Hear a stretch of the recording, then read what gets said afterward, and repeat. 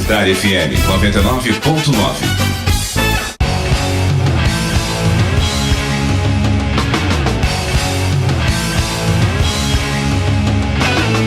Programa Fora da Curva, jornalismo, crítica e diversidade.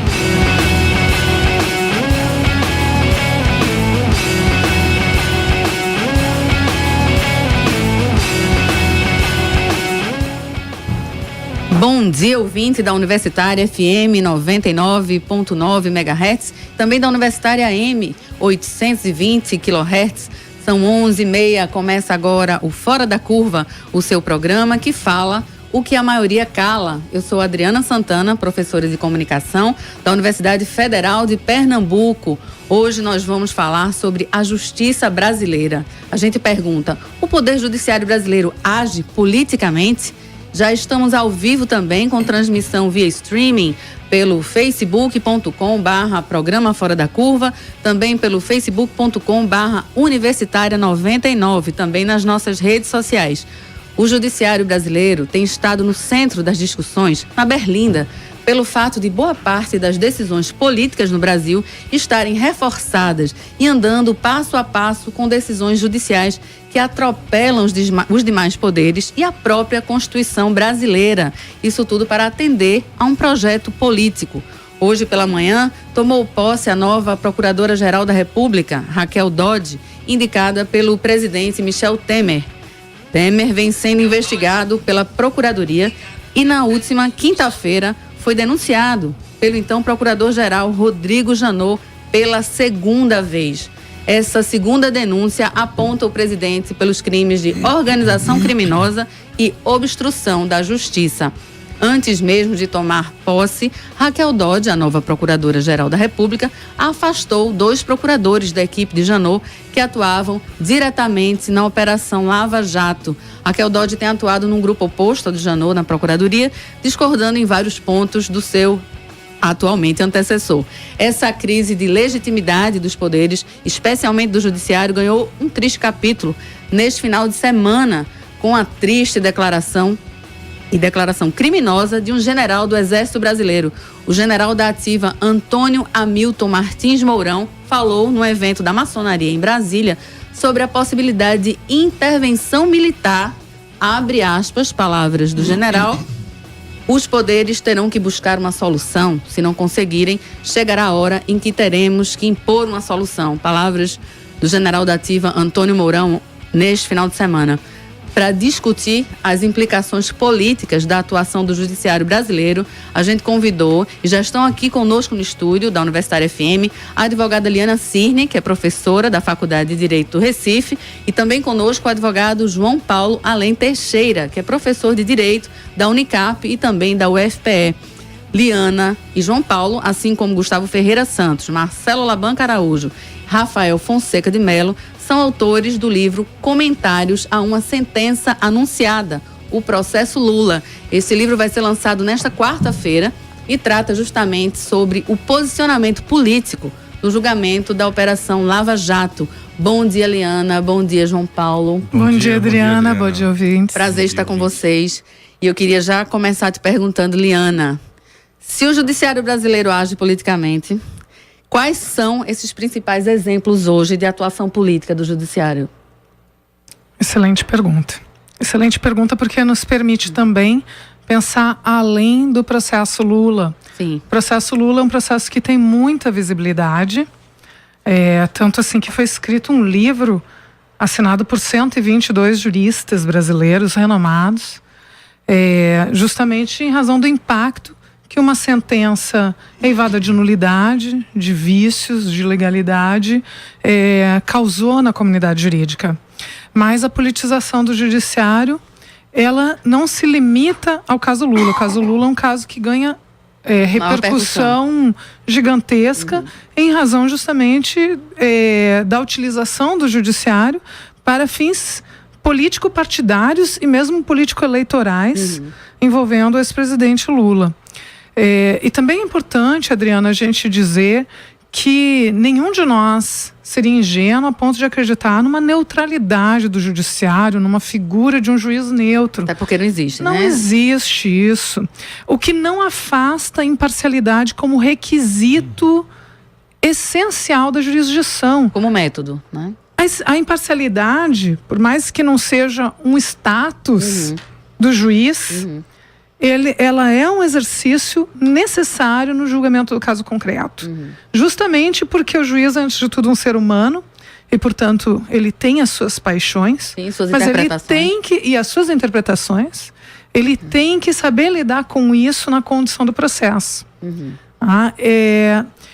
E embora não haja uma autonomia absoluta entre política e direito, essas esferas se interpenetram em boa medida, mas a gente sempre defendeu a existência e a necessidade de uma autonomia relativa entre política e direito. Cada uma tem uma esfera de racionalidade própria. Então, hoje nós estamos vendo uma série de demonstrações graves da politização do judiciário. Como, por exemplo, por exemplo, o racismo do judiciário. Isso também é uma forma de politização. Quando a gente tem, por exemplo, a prisão do Rafael Braga, né, que portava 9,3 gramas de cocaína, ao passo que um senador da República teve um helicóptero apreendido com 0,5 tonelada de pasta base de cocaína, sem sofrer qualquer tipo de sanção. E o Rafael Braga foi encarcerado, como na mesma condição que 40% da população carcerária brasileira, quase toda ela negra. O negativo de habeas corpus, né? Exatamente. Agora teve decretada a prisão domiciliar para ele tratar a tuberculose. E veja, a gente está comemorando isso.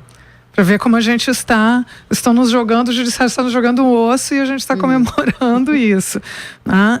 O racismo da atuação jurisdicional já demonstra a politização do judiciário. O machismo do judiciário, tivemos o caso a gente está debatendo se é assédio, se é estupro. Eu pessoalmente entendo que é estupro, que houve no ônibus. E a forma como o judiciário reagiu, a visão classista do judiciário, a elitização das garantias processuais. Eu acho que isso é muito grave. Então, o que é isso, Liana? Traduzindo. Eu sou professora de Direito Processual. Então, os alunos têm uma formação processual dogmática, indispensável para a formação jurídica deles. Que, por sinal, está envolvida aqui, está implicada no processo Lula, porque são as garantias do devido processo legal, do princípio da imparcialidade, do princípio da ampla defesa, do princípio da presunção da inocência que o próprio STF relativizou. O passo a passo do processo. Exatamente. Assim. Então, essas garantias processuais que não foram respeitadas no processo Lula, e é exatamente por isso que a sentença é nula, depois a gente vai falar mais sobre isso, essas garantias processuais, elas são elitizadas. Então, enquanto a parte rica tem acesso a incontáveis recursos, tem acesso aos tribunais superiores, a maioria das sentenças criminais condenatórias não é sequer objeto de apelação, porque a parte não tem estrutura econômica para recorrer. E não tem conhecimento, ela não está bem representada. Então, 40% da nossa população carcerária é de presos provisórios, assim como o Rafael Braga. A gente tem uma elitização das garantias processuais. Então, tudo que a gente estuda nos bancos universitários, tudo que a gente ensina aos nossos alunos, na verdade, se restringe a uma parcela muito restrita dos jurisdicionados. Porque aquelas garantias que deveriam ser observadas em todos os processos, elas só são observadas em processos onde há implicação econômica. Ou seja, quem não tem condição de recorrer... Tudo isso é manifestação da politização do judiciário, Adriana. Não é só no caso Lula. São várias as instâncias, né, São dessa politização. Muitas as manifestações. E aí, aproveitando o livro e o tema, né, do livro, que vocês estão lançando nessa quarta-feira, né, com a participação que você falou, mais de 100 juristas, né, brasileiros. 122 juristas aqui do Brasil. Eu te pergunto, João Paulo, o que é que motivou vocês a produzir esse livro e de maneira tão rápida? Esse livro, na verdade, ele nasce a partir de uma manifestação espontânea de vários professores do Brasil inteiro, em listas do WhatsApp. A gente está sempre em contato. Professores de Direito aqui do Brasil. Professores de Direito, juristas, que necessariamente não são militantes, nem vinculados a partidos políticos, e que, muito preocupados com os rumos da democracia e do direito no país, espontaneamente se manifestaram favoravelmente a escrever algo sobre isso. Daí surgiu a ideia de fazer um livro, né, de criar um documento onde reunissem todas essas preocupações, todas essas indignações, enfim, que estavam sendo manifestadas de forma difusa, né, nas listas das quais a gente participava, e o livro foi produzido em praticamente 2 semanas, né, com 2 dias. Os organizadores conseguiram alcançar mais de 100 adesões, 100 pessoas, 100 professores interessados em construir um documento que é desde já histórico também. Essa sentença do Moro certamente vai ser estudada, né, por muitos alunos e pessoas interessadas no direito, na graduação, na pós-graduação, por muitos e muitos anos no Brasil.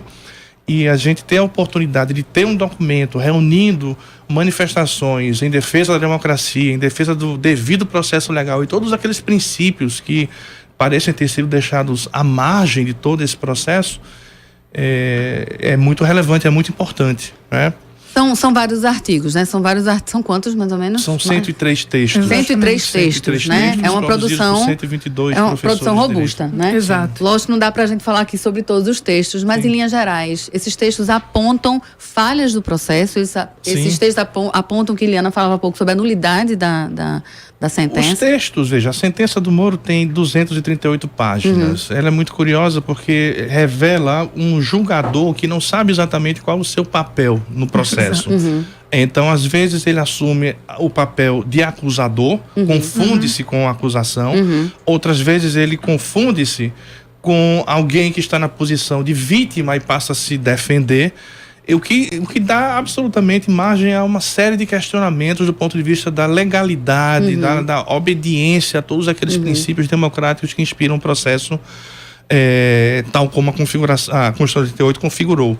Não é? Então, ampla defesa, contraditório, a própria ideia do juiz natural, o princípio da imparcialidade, tudo isso pode ser questionado e atacado a partir da própria escrita, enfim, a partir do próprio texto da sentença. Então não é só mera interpretação de vocês, né? A própria legislação os baliza, digamos assim, o próprio processo baliza vocês para fazerem essas críticas que vocês estão apontando, né? Sem não dúvida. são meras opiniões de um grupo de 100 pessoas, né? Eu queria aproveitar e falar sobre o STF, brevemente, né? O nosso órgão máximo, né? Da Justiça, o Supremo Tribunal Federal, né? Vou fazer uma pergunta de leiga. Que leiga sou. O Supremo deveria ser técnico e minimamente alheio à política. Acredito eu que o papel do STF seria, me corrijam se eu estiver errada, vigiar a constitucionalidade das leis, né, da legislação, né?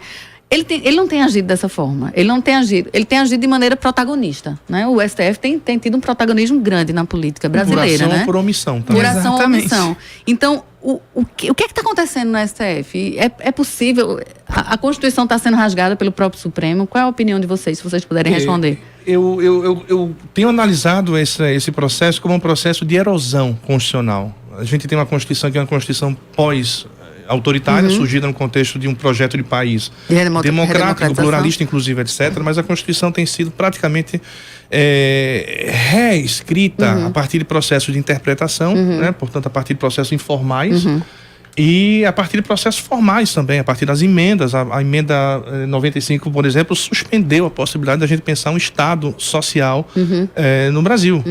Não temos mais a possibilidade a partir do que foi construído agora, né, nessa emenda 95. Então, o que acontece, Adriana, é, na verdade, esse processo de destruição, de erosão de direitos fundamentais, né, de garantias constitucionais que foram duramente conquistadas durante muitas décadas de luta contra, né, a ditadura, contra o regime militar.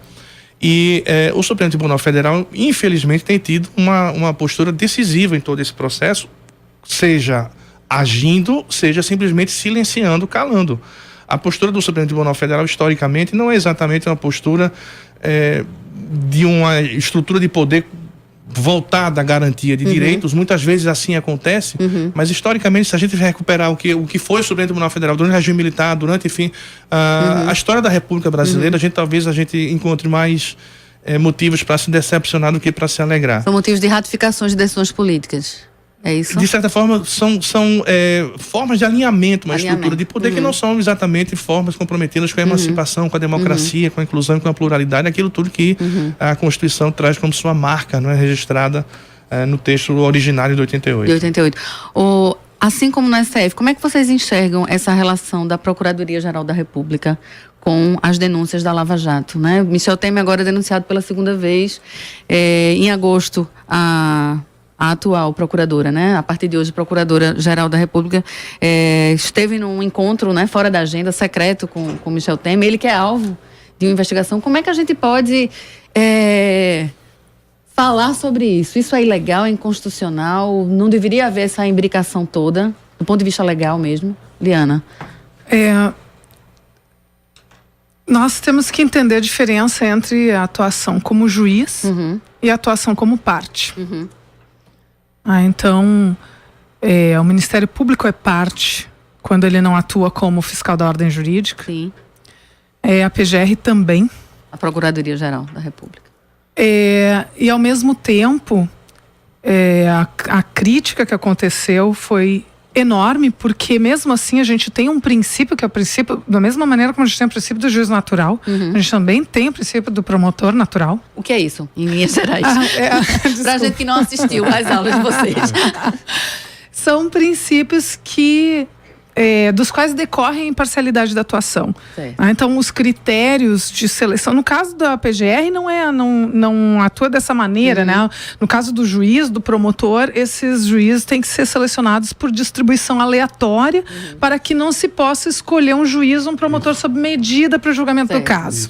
Adequado, entre aspas. Exatamente, porque seria uma espécie de julgamento ad hoc, né? Ele é feito com o juiz sob encomenda para uma decisão sob encomenda, seja ela uma decisão persecutória sob encomenda, né? Seja ela uma decisão absolutória sob encomenda.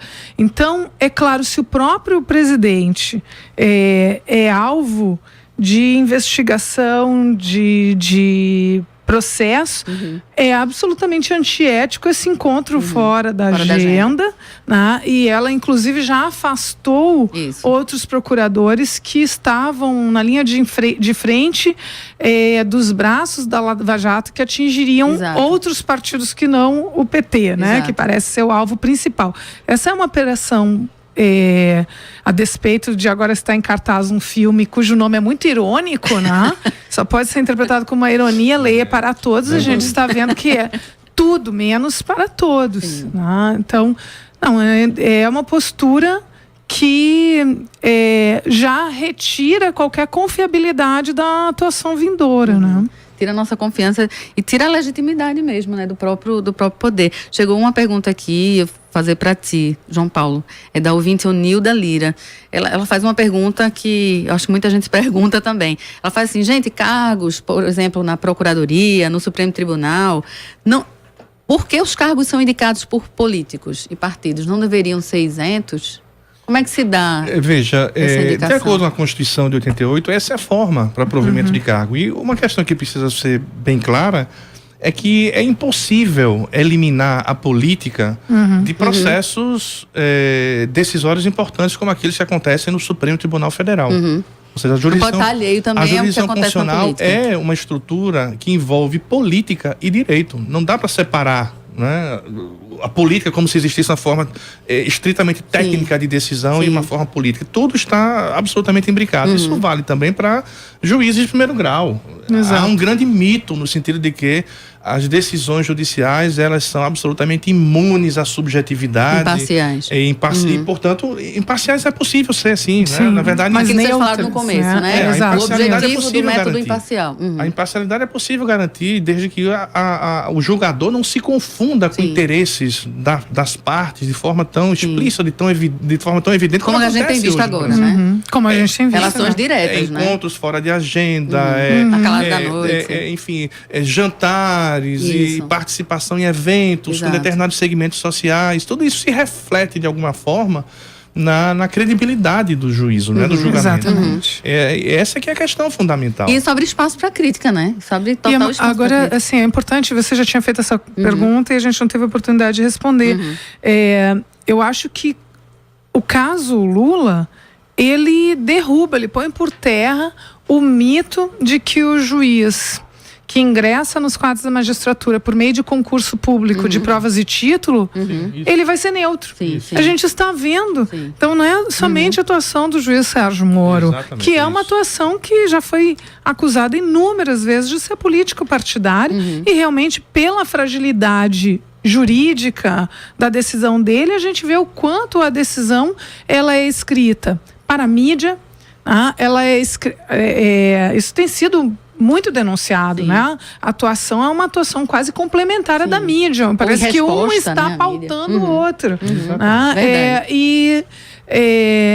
Mas o juiz capa preta também da Justiça Federal de São Paulo, nem me lembro se de São Paulo ou de Brasília, que também decidiu liminarmente impedindo a posse do ex-presidente Lula como ministro-chefe da Casa Civil de Dilma, numa decisão de uma folha e meia. Sem embasamento. A decisão tem uma folha e meia, não tem um fundamento legal.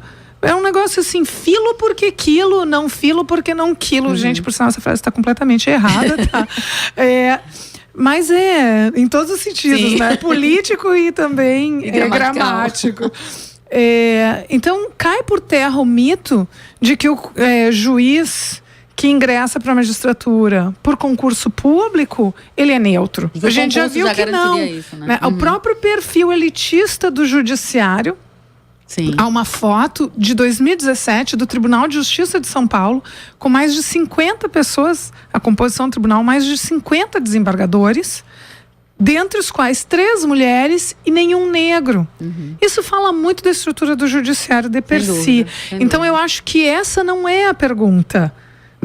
A gente já não tem mais como a gente fugir da realidade de que o judiciário tem uma inclinação político-ideológica que não deveria ter espaço, nenhuma inclinação político-ideológica, né? Embora o Estado Democrático de Direito ele tenha por si só uma ideologia, que é a ideologia do Estado Democrático de Direito, mas não é uma ideologia político-partidária, né? Não é uma ideologia política assintosa que seja a favor como essa. De algo, né? Então a gente já viu que esse modelo também não nos livra, isenta, digamos né? assim, dessas manifestações radicais de preferência política. Sem dúvida. Não falta fiscalização, não, né? Não falta o olhar crítico. O que é que falta? Eu acho que falta sim fiscalização. Tanto é que o CNJ foi, para usar uma expressão da moda, completamente desempoderado. Ele foi esvaziado. Houve uma erosão do poder do CNJ, que seria o órgão de controle externo do judiciário. Um controle externo relativo. Mas então, hoje, né? então houve um esvaziamento do poder do CNJ enquanto controle externo do judiciário, porque o judiciário tivemos recentemente uma edição do Publius, que o professor João Paulo é coordenador do Congresso, um congresso de alto nível, e a palestra de encerramento, que foi com o Dr. José Eduardo Cardoso, teve como principal foco justamente a prevalência do judiciário sobre os demais poderes do Estado. Isso é muito assustador. Sim, não equivalência. Não é. Essa não é a composição que foi pensada, nem o jogo entre os poderes que deveria ser desempenhado. E falando nisso, tem outra pergunta aqui de um ouvinte chamado, acho que é Lúcio Melo. Como tirar da sociedade a ideia de que a justiça só serve para controlar os mais pobres e favorecer os mais ricos? Aquilo que você estava falando há pouco, né? Sobre a justiça serve para quem e para quem ela atua. É uma pergunta difícil, é uma pergunta de 1 milhão, né? Mas como é que a gente faz essa é a para pergunta de 1 milhão. Adriana, eu acho que isso é um processo. Esse é um processo muito lento. E, para falar a verdade, o que eu queria pontuar é que absolutamente ninguém é favorável, por exemplo, à corrupção. Claro. Mas sim, a claro questão não é combatê-la a qualquer custo, né? Sacrificando o direito, sacrificando tantos valores importantes. A própria Constituição nacional, né? Os setores produtivos nacionais absolutamente destruídos por conta da forma como tem sido feita, atropelando né, todo o procedimento. Então esse é um processo muito lento e eu duvido que pelo poder da caneta de um juiz seja possível transformar uma realidade inteira de um país. esse é um processo que precisa ser enfrentado por múltiplas frentes. É um processo complexo de construção cidadã. E pode começar cidadã. com ações, digamos assim, menores, entre aspas. Eu acho, como, por Adriana. exemplo, a publicação desse livro e as ações outras que eu queria que vocês apontassem. Eu queria comentar a frase do João Paulo sobre a corrupção. A corrupção é um mal para ser levado a sério. Sim. É muito grave. As repercussões da corrupção são dramáticas. Então, eu me lembro que tive um aluno que era do Exército e participou de uma operação militar para garantir que a água chegasse no sertão. Porque ali havia um nicho político, coronelista, e daí as comunidades que não haviam votado em determinado candidato não estavam tendo acesso à água. Então, a corrupção é um drama, tem que ser enfrentado com muita seriedade. Mas esse processo que usou o nome da corrupção como desculpa para destituir a presidente Dilma, como justificativa, na verdade, não somente aprofundou a corrupção, esvaziou os órgãos que seriam os órgãos mais importantes de controle de combate, como a CGU. Controladoria Geral. Colocou os mais corruptos no poder. Desmobilizou a própria Lava Jato. E a gente está vendo a prova aqui agora. Desmobilizou a própria Lava Jato. Então, me parece que a gente está vivendo um momento de culminância da corrupção. E da hipocrisia. Porque para que serviram as expressões combate à corrupção? Hipocritamente, as expressões combate à corrupção serviram tão somente para colocar os mais corruptos de volta no poder. E com mais força, né? Com mais força. E a gente está vendo essa celebração da hipocrisia. A corrupção é uma coisa séria. Ela não pode servir de desculpa para derrubar os adversários políticos. Corrupção tem que ser um enfrentamento feito verdadeiramente. E é importante que se faça o devido esclarecimento. Quando há crítica, por exemplo, a forma de atuação da Lava Jato, não se critica o combate à corrupção. Claro que não. As pessoas confundem, algumas pessoas, talvez incautas, outras não sei, de dizer, vocês estão contra a corrupção. Não é sobre a corrupção que está se falando. Mas é isso, a gente uma apropriação. A gente está contra a corrupção, né? Desculpa, vocês são contra o combate à corrupção. De forma alguma, é isso, é uma não apropriação ideológica, não é? Do movimento. Exatamente. Essa aqui é a questão. Corrupção não tem ideologia. Sem dúvida. Exatamente. Corrupção é a prática que está, inclusive, não é privilégio brasileiro. Corrupção existe em qualquer lugar do mundo. A forma em que não se combata, né? O que o combate é frágil. A forma de enfrentamento é que muda. Sem dúvida. Eu gostaria muito que aquela frase famosa, não tenho bandido de estimação, fosse sincera, mas é mais uma hipocrisia. Sim. Quem fala isso normalmente é o primeiro a ter bandido de estimação e primeiro a ter adversário de estimação. Mais uma coisa que é importante dizer, em cima também, complementando a fala do professor João Paulo, quando o judiciário abre mão das suas garantias, que são garantias que nós construímos ao longo da história, secularmente, o nosso judiciário está longe de ser perfeito e ideal. Mas o que ele tem de melhor são essas garantias. No momento em que a gente abre mão dessas garantias, que nos sobra, né? Pode ter certeza que a gente está fazendo tudo menos combater a corrupção, porque aí o próprio judiciário torna-se uma peça central dessa corrupção, porque o que impede que as nossas sentenças, as nossas decisões sejam justamente vendidas no sentido político ou qualquer outro sentido, é justamente a observância dessas regras que nós levamos séculos para lapidar. Gente, infelizmente a gente está chegando ao final do programa. Mas é muito rápido, mas vou prendê-los aqui. Um pouquinho além do programa, para que a gente possa responder as diversas perguntas de ouvintes que estão chegando. Já agradeço bastante, João Paulo, Liana, agradeço bastante a vocês. O programa de hoje, 18 de setembro, vai ficando por aqui. Sucesso para vocês na repercussão do livro. Lembrando, reforçado, quarta-feira, né? Às 19 horas, quarta-feira agora, dia 20, na Faculdade de Direito Recife, que fica ali em frente ao Parque 13 de Maio. Muito central, muito fácil de chegar. Esse evento é aberto ao público? Aberto ao público. Precisa fazer inscrição? Nada. Não, todos e todas estão convidados. Lá no Facebook a presença. Vá lá no evento no Facebook, confirma, compartilha e a gente aguarda vocês lá. O nome do livro? Comentários a uma sentença anunciada, o processo Mostra Lula. ali. Beleza, quarta-feira na Faculdade de Direito do Recife. A equipe do Fora da Curva de hoje foi formada por Ed Rodrigues na produção e por mim na apresentação, Adriana Santana. Nas redes sociais, contamos aqui com Mirela Vitor, aluna de Ciências Sociais, e Vitor Aguiar. Mirela Lima, eu já estou misturando vocês, fazendo uma fusão. Mirela Lima e Vitor Aguiar, aluno de jornalismo, na técnica Marco Antônio. Amanhã você fica com a apresentação de Manina Aguiar, com produção da professora Ana Veloso. O programa de amanhã, terça-feira, vai discutir sobre o porquê de as mulheres continuarem ganhando menos. Tema urgentíssimo. O Fora da Curva de hoje vai ser reprisado mais tarde, às 10 da noite, e já está disponível no facebook.com/programa Fora da Curva, também no nosso canal no YouTube, porque a gente também é audiovisual, porque a gente se amostra, né? Antes de terminar, eu queria brevemente deixar uma indicação de leitura, além do livro de Eliane de João Paulo, é uma indicação de leitura muito importante, especialmente para quem, inadvertidamente ou não, evoca a ditadura militar.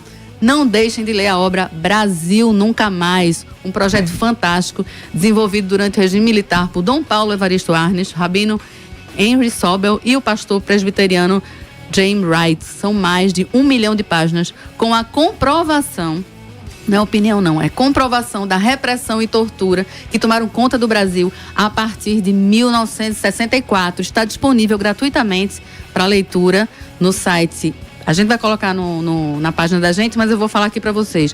BNM, de Brasil Nunca Mais, digital, bnmdigital.mpf, de Ministério Público Federal, .mp, de Ministério Público.br. Vou repetir, porque vale a pena. bnmdigital.mpf.mp.br. Boa tarde, boa semana para vocês.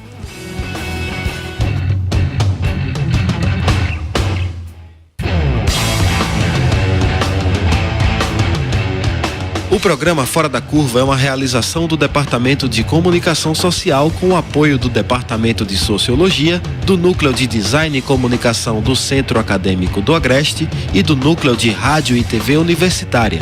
Parceria com o Marco Zero Conteúdo, Centro de Cultura Luiz Freire, Centro das Mulheres do Cabo, Centro Sabiá e Terral Coletivo de Comunicação. Esse programa fica disponível nas nossas redes sociais, na nossa página do Facebook, no canal do YouTube e no Mixcloud. A música tema do nosso programa foi composta pela banda Diablo Motor.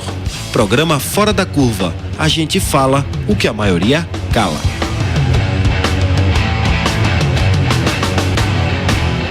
Doze horas e 2 minutos. Universitária. ZYD 240, 99.9 MHz.